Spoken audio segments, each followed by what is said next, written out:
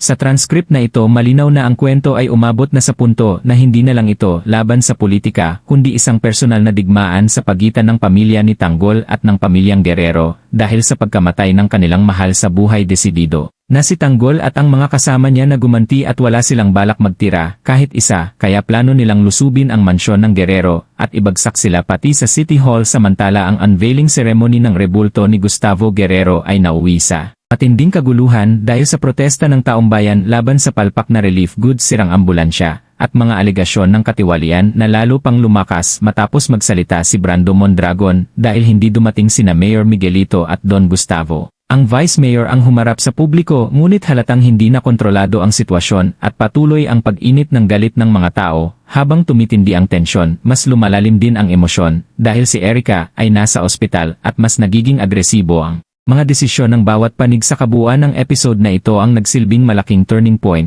dahil nagising ang taong bayan lumalakas ang boses ng publiko at mas lalo pang nagiging mapanganib ang paghihiganti ni Tanggol kaya sa susunod na mga episode inaasahan na mas dadami ang paghaharap mas lalakas ang gulo at posibleng mauwi ito sa mas malupit at madugong digmaan para sa hustisya at kapangyarihan.